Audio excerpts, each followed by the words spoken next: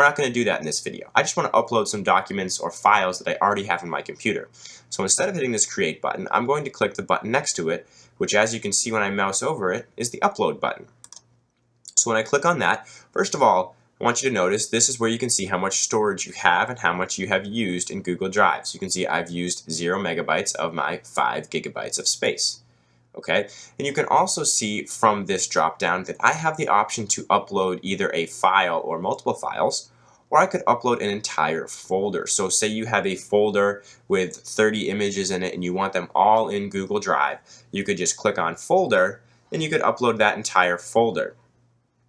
And it will actually, the folder in Google Drive will be the same name as the folder was on your actual computer. But I want to just upload 3 different files. I'm going to do them individually for this tutorial. However, I could upload them all at once. So if I click on files here, I'll show you what I mean. On my desktop, I have this MP4 file, Anson Alex intro, the Anson Alex logo JPEG, and then a Call of Duty .doc. That's a review I wrote on Call of Duty a few years ago. So I'm going to upload all 3 of them. Now I'm going to upload them one at a time. But I could click on one, then use my Apple key or Control key on a Windows, click on another one, and I could click on all 3, and I could upload all 3 at once. But I'm not going to do that. So let's start off with our Microsoft Word document, because this is going to be one where we actually have a few options of how we want to upload this document. So I'm going to go ahead and I'm going to hit open. And actually, I'm going to make a quick change to my settings here because mine acts a little bit different than yours does because I've previously changed this setting. So I'm actually going to remove this and I'm going to redo this because I want to show you a pop-up that you're going to get when you upload a Word document. So I'm going to go back and I'm going to upload my Call of Duty .doc, and you'll notice that I get this pop-up.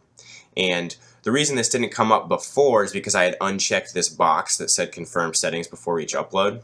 But I want to confirm my settings, and it's a good idea to always have this box pop up. And you'll notice that there's really 2 options here. And what it's asking is, in the first option, the first checkbox is asking, do you want to convert documents, presentations, spreadsheets, and drawings to Google Docs format? Okay, and that might be a little confusing for new Google Docs users, so let me kind of explain that a little bit. Because Google Drive is a service where you can upload any type of document, but you can also compose Google Docs documents, you have an option when uploading Microsoft Office documents. You can either upload a Microsoft Office document and keep it in the exact same format, either a .doc or a .xls or a .ppt, keep that in the same format as it was created in. You can upload it to Google Drive, you can download it someplace else, you can preview it, but because you're not converting it to this Google Docs format, you will not be able to edit that file. So actually, let's go ahead and upload this Call of Duty .doc file twice. The first time, I'm not going to hit this checkbox. I'm going to keep it in the Word format, which is really what we did the first time before I made this setting appear again. And then we'll upload it again and we will convert it and we'll be able to see the difference.